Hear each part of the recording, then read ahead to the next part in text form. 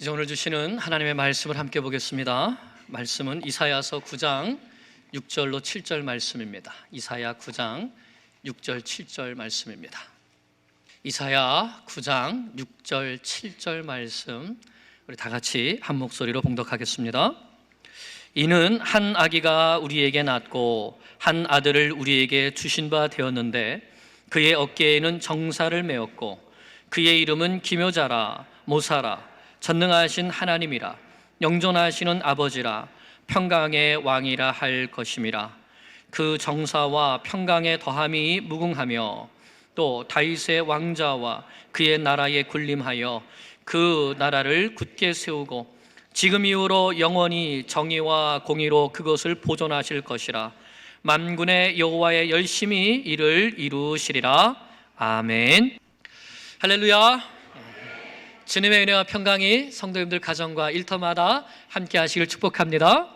특별히 성탄의 계절에 성탄의 기쁨이 가정마다 충만하시기를 축복합니다. 옆 사람과 인사 나누겠습니다. 마라나타. 오늘은 좀 다르게 해볼까요? 아침에 어떤 분이 메리 크리스마스 그랬더니 미리 크리스마스 이렇게 해주시더라고요. 같이 한번 인사 나눌까요? 메리 크리스마스. 네, 즐겁고 복된 성탄을 우리가 맞이하기를 원합니다. 오늘 말씀은 이사야라고 하는 선지자가 오실 메시아가 어떤 분이신가를 가르쳐 주신 말씀입니다. 이사야 선지자는 남유다 왕국 가운데 특별히 우시와 요담, 아하스, 히스기야 왕 이 4대에 걸쳐서 예언했던 선지자입니다. 이스라엘의 순환과 함께 회복에 대해서도 예언을 했는데 특별히 유다가 바벨론에 의해서 멸망을 당하게 되고 포로로 사로잡혀 가게 될 바로 그 눈앞에서 하나님의 백성들에게 회개하고 하나님께로 돌이켜야 함을 선포했던 선지자가 바로 이 이사야 선지자였습니다. 이런 심판과 회개의 메시지뿐만 아니라 특별히 메시아에 대한 예언도 이사야 선지자가 많이 했습니다. 7장에 보면 동정녀의 몸에서 탄생하게 될 것을 그 이름이 임마누엘이라 부르게 될 것을 말씀했습니다. 11장에 보면 이새의 줄기에서 한 싹으로 나오시는 즉 다윗의 후손으로 오시는 메시아를 예언을 했고 42장에 보면 여호와의 종으로 오신다고 말씀하면서 그분은 상한 갈대를 꺾지 않으시고 꺼져가는 등불을 끄지 않으시는 분으로 말씀했습니다. 이사야 53장에 보면 고난받는 여호와의 종으로 묘사되어 있죠. 우리의 모든 연약함과 질고를 대신 지시고 가시는 대속자로서의 메시아의 모습도 예언되어 있습니다. 이사야서에 있는 이렇게 많은 메시아 예언 가운데 특별히 오늘 말씀도 빼놓을 수 없는 아주 중요한 예언의 말씀입니다. 메시아가 이 땅에 오시는 데에 어떤 청년으로 갑자기 나타나는 것이 아니라 한 아기로 나오시게 된다. 그리고 그분은 바로 하나님의 아들이시라는 것을 예언하고 있습니다. 성탄절은 바로 그 한 아기로 오신 메시아 예수 그리스도의 탄생하심을 기뻐하고 축하하는 절기입니다. 이번 성탄절을 맞아서 우리 주일학교에서는 참 빛으로 오신 예수님, True Light, 참 빛으로 오신 예수님을 찬송하고 또 증거하려고 합니다. 24일 저녁 7시에 부모님들과 또 우리 모든 성도님들과 함께 모여서 예수님의 탄생을 축하할 때에 특별히 온 세상을 밝히 비추는 빛으로 오신 예수님, 각 사람을 비추는 생명의 빛, 구원의 빛으로 오신 그 예수님을 증거하며 기뻐하려 합니다. 우리 모두가 이번 성탄에는 빛으로 오신 예수님을 증거하는 빛의 사자들이 될 수 있기를 간절히 축복합니다. 예수님은 이 세상에 참 빛으로 오셨습니다. 구원의 빛으로 오셨습니다. 2절을 보면 이사야 선지자도 메시아에 대해서 이렇게 예언하고 있습니다. 흑암에 행하던 백성의 큰 빛을 보고 사망의 그늘진 땅에 거주하던 자에게 빛이 비치도다. 메시아는 어두움에 사로잡혀 살던 백성들에게 큰 빛이 되어주시고, 사망의 음침한 골짜기에 살면서 온갖 죄를 짓고 살던 영혼들에게 생명의 빛, 구원의 빛이 되어주시는 분이신 것입니다. 그래서 이후에 3절 4절을 보면 그 참빛이신 예수님 메시아가 오시게 되면 하나님의 나라는 창성하게 되고 그 나라의 백성들은 즐거움이 넘치게 됨을 말씀합니다. 그들이 메었던 무거운 멍에, 메맞던 채찍, 압제자의 막대기를 그 메시아가 꺾어주신다고 말씀하고 있습니다. 더 이상 전쟁이 없고 평화와 기쁨이 없는 새 나라가 세워지게 되는 것이죠. 그런데 이와 같은 모든 축복이 누구를 통해서 주어지게 되는가를 오늘 본문이 말씀하고 있는 것입니다. 6절입니다. 이는 한 아기가 우리에게 낳고 한 아들을 우리에게 주신 바 되었는데, 어둠에 거하던 사람들을 빛으로 인도하고 사망의 그늘에 앉아 신음하던 사람들에게 생명을 주는 이 하나님의 축복이 누구를 통해서 주어진다고 하셨습니까? 네, 한 아기를 통해 주어진다고 하셨습니다. 그리고 이 한 아기를 바로 그 다음에서는 한 아들이라고 했습니다. 한 아기로 오시는 하나님의 아들, 그분이 많은 영혼을 빛과 생명으로 구원하는 역사의 전환점을 만드시는 것입니다. 이 한 아기를 통해서 멸시에서 영광으로, 어두움에서 빛으로, 압제에서 자유로 전환되는 놀라운 역사가 일어나게 되는 것이죠. 그런데 여러분, 아기가 무슨 힘이 있습니까? 아기가 무슨 능력이 있나요? 아기는 힘도 없고 연약한 존재입니다. 그런데 하나님께로부터 오는 이 아기는 연약하고 무능력한 존재가 아닙니다. 이 아기는 그 어깨에 정사를 메었다고 했습니다. 이 정사라는 말은 통치권을 의미하는 말입니다. 태어날 때부터 통치권을 가지고 태어난다. 즉 세상 만민을 다스리는 통치권을 가지고 태어나는 아기라는 말씀이죠. 한마디로 왕 중에 왕으로 태어난다는 말씀입니다. 여러분, 이 왕이 누구일까요? 그리고 이 아기에게는 놀라운 이름들이 있습니다. 자, 어떤 이름들이 있습니까? 그의 이름은 기묘자라, 모사라, 전능하신 하나님이라, 영존하시는 아버지라, 평강의 왕이라 할 것임이라. 이름은 그 사람이 어떤 사람인가를 나타내 줍니다. 그래서 어떤 왕에게 그 왕을 수식하는 이름이 붙었다고 한다면 그 왕이 어떤 왕이 될 것인가를 가르쳐 주는 것이죠. 그래서 우리는 이 이름을 통해서 하나님께서 우리에게 보내주시는 이 한 아기, 이 한 아기는 보통 아기가 아니라는 것을 알 수 있습니다. 그러면 하나님께서 보내시는 이 한 아기가 어떤 분이신가, 우리에게 오신 예수 그리스도가 어떤 분이신가, 이것을 이 말씀을 통해서 우리가 배우고 그 아기를 영접하고 그 예수님으로 인하여서 구원의 기쁨과 삶의 모든 감사가 넘치는 주의 백성들 되시기를 간절히 축원합니다. 첫째로, 이 한 아기는 기묘자요 모사가 되십니다. 여러분, 기묘라는 말이 무슨 뜻이죠? 야, 기묘하다? 무슨 뜻인가요? 초자연적이고 불가사의한 이런 일이라는 표현이죠. 그래서 기묘자라고 하는 말은 놀라운 일을 행하시는 분, 사람으로서는 할 수 없는 기적을 일으키시는 분, 미러클 메이커라는 뜻이죠. 그리고 모사라는 말은 옆에서 조언해 주는 사람, 상담하는 사람, 지혜를 주는 사람, 카운셀러라는 뜻입니다. 그러므로 이 한 아기가 기묘자요 모사라는 말은 이 아이가 놀라운 지혜와 능력을 가지고 다스리는 통치자라는 뜻입니다. 여러분, 어느 나라의 왕이 무한한 지혜와 무한한 능력을 가지고 한 나라를 다스린다면 그 나라에 사는 백성들은 어떨까요? 행복하겠죠. 좋겠죠. 여러분, 우리에게 지혜가 필요할 때가 많이 있지 않습니까? 가정에서 자녀를 양육할 때도 모르는 게 너무 많아서 나에게 좀 이 지혜가 있으면 좋겠다라고 탄식할 때가 있습니다. 직장에서 일을 할 때나 또는 사업에 어떤 일을 할 때도 누가 좀 이 일을 잘 아는 사람이 있어서, 지혜가 많은 사람이 있어서 나를 좀 도와주면 좋겠다라고 할 때가 많지 않습니까? 그런데 하나님께서 우리에게 우리 인생의 모든 길들을 밝히 알려주고 인도해 주실 놀라운 지혜자를 보내주신다는 약속입니다. 그분이 바로 예수 그리스도이시죠. 예수님은 어려서부터 참 지혜로우셨습니다.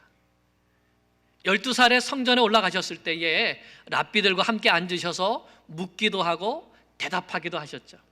그때 랍비들이 예수님께서 대답하시는 그 대답에 깜짝 놀라면서 어디에서 이런 지혜가 나오는가 감탄했습니다. 예수님께서 산상수훈의 말씀을 가르치셨을 때에 많은 사람들이 예수님의 권세 있는 가르침에 놀랐습니다. 예수님의 고향 나사렛 회당에서 가르치실 때 이 사람의 이 지혜와 이런 능력이 어디에서 났느냐, 고향에 예수님을 알았던 모든 사람들이 깜짝 놀랐던 것이죠. 왜냐하면 예수님께는 지혜가 조금도 부족하지 않으셨기 때문입니다.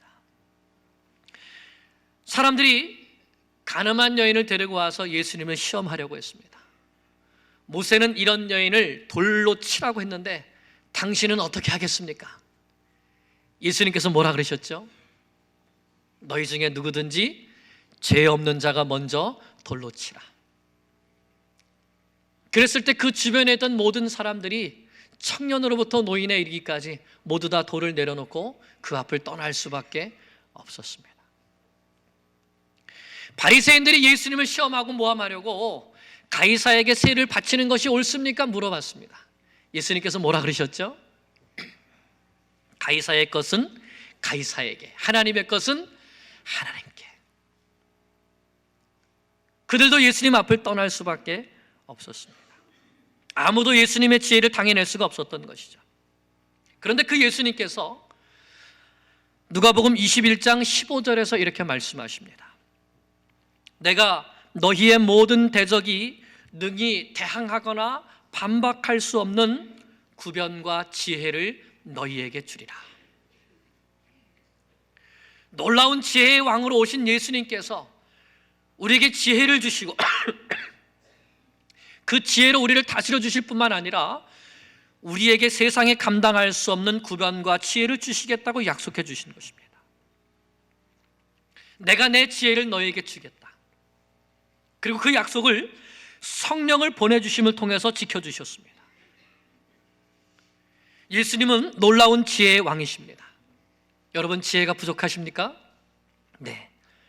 지혜를 주시되 꾸짖지 아니하시고 후히 주시는 지혜의 왕이신 주님께 구하시기 바랍니다. 예수님은 우리를 지혜로 다스려 주시는 왕으로 오셨습니다.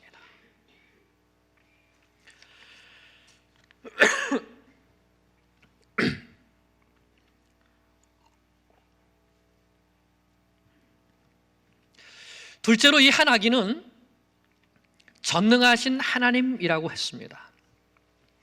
여러분, 전능하다는 말은 무엇이든지 다 할 수 있다는 것이죠. 나는 못해라고 하는 말이 없는 게 바로 전능한 겁니다. 불가능이 없는 것이죠. 여러분, 우리는 할 수 있어 이게 많은가요? 난 못해가 많은가요? 이 세상에 나는 무엇이든지 할 수 있다고 하실 수 있는 분은 딱 한 분밖에 없습니다. 전능하다는 수식어가 붙을 수 있는 유일한 분은 바로 창조주 하나님밖에 없습니다. 하나님께서는 온 우주와 이 세상 모든 만물을 만드셨고 지금도 통치하고 계십니다. 그런데 이 한 아기가 바로 전능하신 하나님이라고 이사야는 선포한 것입니다. 예수님이 바로 전능하신 하나님이십니다. 여러분, 예수님께서 행하셨던 전능하신 일들이 이 성경에 수도 없이 기록되어 있습니다. 성경은 기적의 책입니다. 기적이 무엇이죠? 사람이 하지 못하는 것, 이 자연 상태에서는 일어날 수 없는 일들이 이루어지는 것이 바로 기적이죠. 사람은 할 수 없는데 예수님께서는 하셨다는 것입니다. 예수님 앞에 나오는 어떤 질병을 가진 사람이든지 그 모든 병을 다 고치셨습니다. 어떠한 귀신도 다 내어 쫓으셨고 풍랑과 바다도 잔잔하게 하셨습니다. 예수님은 우리의 눈에 보이는 세상, 눈에 보이지 않는 세상, 자연과 모든 만물을 다스리시는 전능하신 하나님이심이 성경에 나타나 있습니다. 예수님께서 나사로의 무덤 앞에 가셨을 때 마르다가 이미 장사 지낸 지 나흘이나 지났고 썩은 냄새가 나지 않습니까? 그러나 예수님은 그 무덤에서 돌을 옮겨 놓으라고 하십니다. 그리고 무덤을 향해서 소리치셨습니다. 나사로야 나오너라. 나사로야 나오너라. 죽은 자에게 외치셨을 때에 그 나사로가 무덤에서 걸어 나왔습니다. 사망에서 생명으로 옮겨진 것이죠. 우리도 언젠가는 무덤으로 갈 것입니다. 그런데 예수님께서 우리에게도 명령하실 것입니다. 너 사랑하는 하나님의 자녀야, 하나님의 아들아, 하나님의 딸아, 무덤에서 나오라. 그리고 주님과 함께 부활의 몸을 입고 영원히 살게 될 것입니다.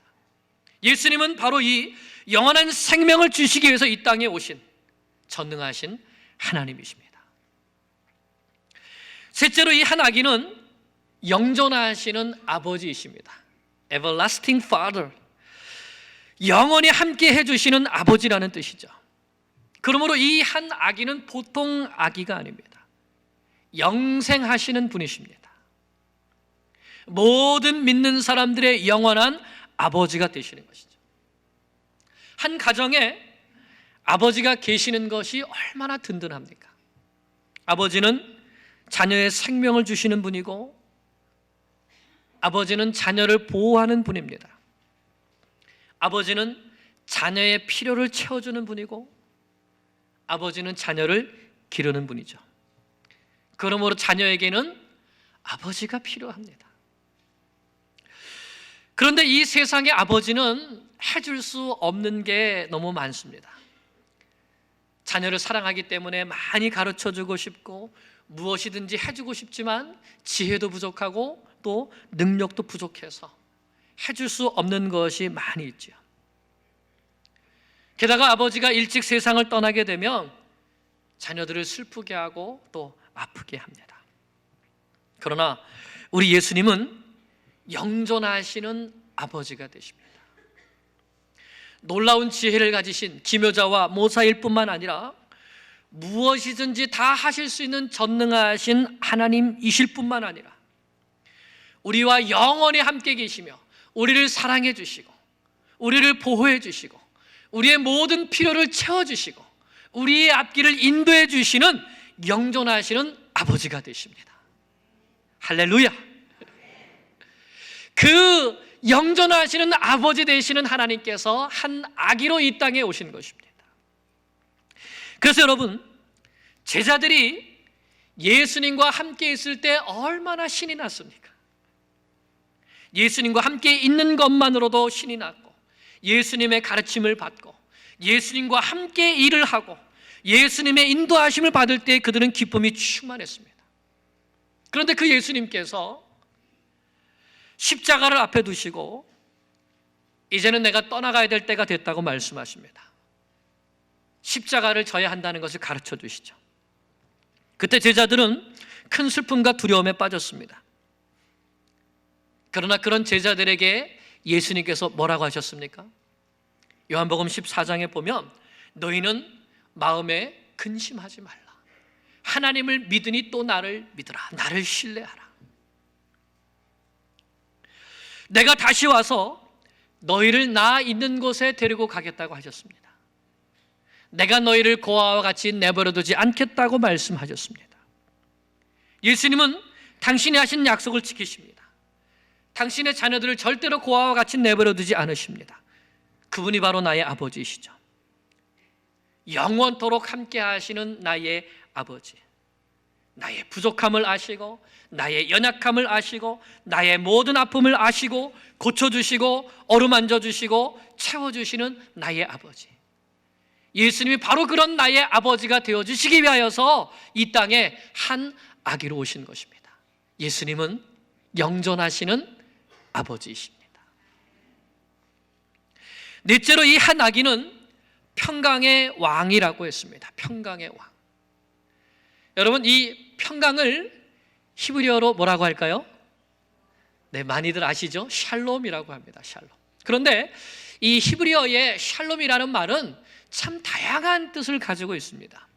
첫째는 싸움이 없는 상태를 샬롬이라고 합니다. 전쟁이 없는 상태인 것이죠. 나라에도 전쟁이 없고 이웃과도 다툼이 없고 집안에도 다툼이 없는 상태, 그것이 바로 샬롬입니다. 싸움이 없는 것입니다. 어디에 가나 평화가 있는 것이죠. 둘째는 육체의 질병이 없이 건강하고 또 하는 모든 일마다 번성하고 성공하는 그러한 상태를 샬롬이라고 합니다. 강건하고 번성하는 것이죠. 셋째는 내적인 평안입니다. 마음의 근심 걱정이 하나도 없고 기쁨과 감사가 넘치는 상태를 샬롬이라고 합니다.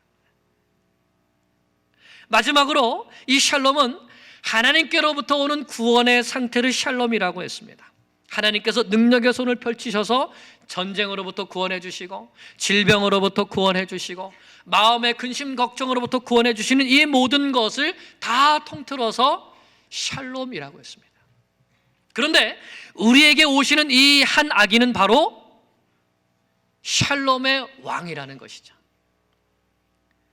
여러분, 우리에게 샬롬이 필요합니까? 필요하지 않습니까? 얼만큼 필요합니까?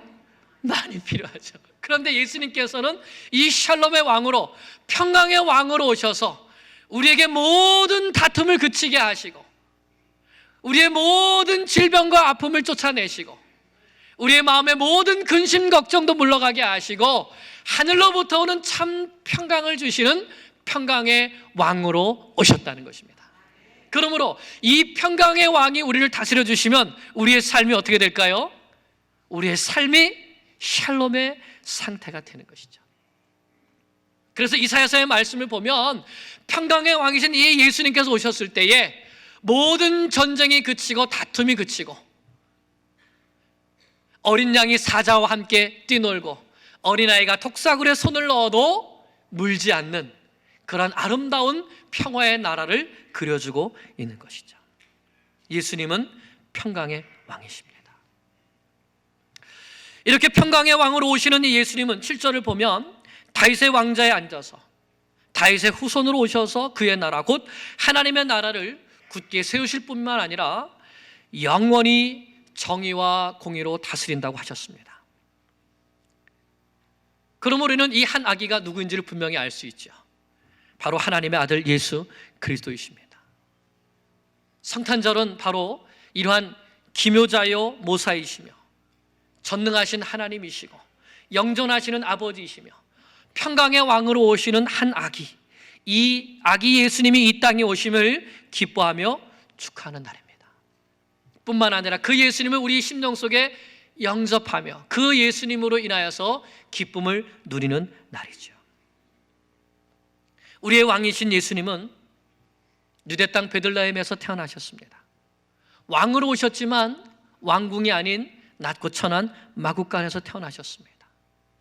구유 위에 놓이셨지요. 참 연약하고 겸손한 모습으로 오셨습니다.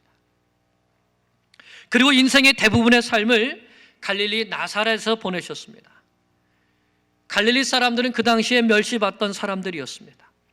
예수님도 그렇게 멸시받는 동네에서 멸시받는 사람으로 사셨습니다. 그리고 아버지 하나님께서 정하신 때가 되었을 때에 세례 요한에게 세례를 받으시고 하나님의 아들로서의 사역을 시작하셨습니다. 왕으로서의 사역을 시작하신 것이죠. 사람들이 멸시하던 바로 그 갈릴리에서 하나님의 나라를 선포하시고 하나님의 말씀을 가르치시고 병든 자를 고치시며 하나님의 나라를 세워가셨습니다. 멸시받던 갈릴리의 사람들을 제자로 부르셔서 베드로, 요한, 야고보, 안드레, 빌립과 같은 사람들을 부르셔서 함께 일하게 하시고 하나님 나라의 영광을 보여주시며 특별히 십자가와 부활 이후에는 그 생명의 복음을 증거하는 영광스러운 사도로 삼아주셨습니다. 한 아기로 오신 그 예수님을 만났을 때에 그들의 비춰냈던 삶이 영광스러운 삶으로 변화받게 되었던 것이죠. 우리에게 예수 그리스도께서 오시면 바로 이와 같은 일들이 일어나게 됩니다. 영광의 왕이신 예수님, 평강의 왕이신 예수님이 우리에게 오시면 바로 이와 같은 일들이 일어나게 되는 것이죠. 사람들은 과연 이러한 구원자가 올 수 있을까 의심했습니다. 고통과 멸시를 받던 사람들을 영화롭게 해주시겠다는 약속, 흑암에 있던 백성들에게 큰 빛을 비춰주시겠다는 약속, 억압과 핍박을 받던 사람들에게 기쁨과 평화를 주시겠다는 약속, 이 약속이 과연 이루어질 수 있을 것인가 의심했습니다. 그러나 하나님께서는 약속하신 대로 한 아기 예수 그리스도를 이 땅에 보내주심으로 이 약속을 지키셨습니다. 만군의 여호와의 열심히 일을 이루려 하셨던 것과 같이 이 이사야 선지자의 예언의 말씀을 그로부터 700년이 지난 이후에 예수님께서 동정녀 마리아의 몸에서 한 아기로 오심을 통해서 이 약속을 성취해 주셨습니다. 이 아기는 기묘자요 모사이며 전능하신 하나님, 영존하시는 아버지, 평강의 왕이십니다. 선지자 이사야가 예언한 그대로 예수님은 놀라운 지혜로 자기 백성을 가르치시고 인도하시는 기묘자요 모사이십니다. 오늘 우리에게는 이 아기 예수님이 필요합니다. 예수님은 능치 못함이 없는 전능함으로 자기 백성을 구원하시는 전능하신 하나님이십니다. 오늘 우리에게는 이 아기가 필요합니다. 예수님은 영원토록 우리를 떠나지 아니하시며 사랑으로 보호해 주시고 우리의 모든 필요를 채워주시는 영존하시는 아버지이십니다. 오늘 우리에게는 이 아기가 필요합니다. 예수님은 모든 전쟁을 끝내시고 평화와 번영과 구원과 평강을 주시는 평강의 왕이십니다. 오늘 우리에게는 이 아기가 필요합니다. 하나님께서는 이 아기를 보내주셨습니다. 이제 우리 모두가 이 아기를 영접하기를 축복합니다. 내 인생의 왕으로 모셔드리십시오. 나의 영존하시는 아버지로 모셔드리십시오. 전능하신 하나님이여 나의 삶의 평강을 주시는 평강의 왕으로 영접하십시오.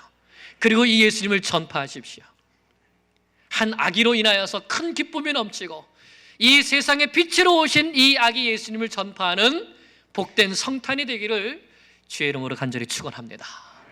기도드리겠습니다.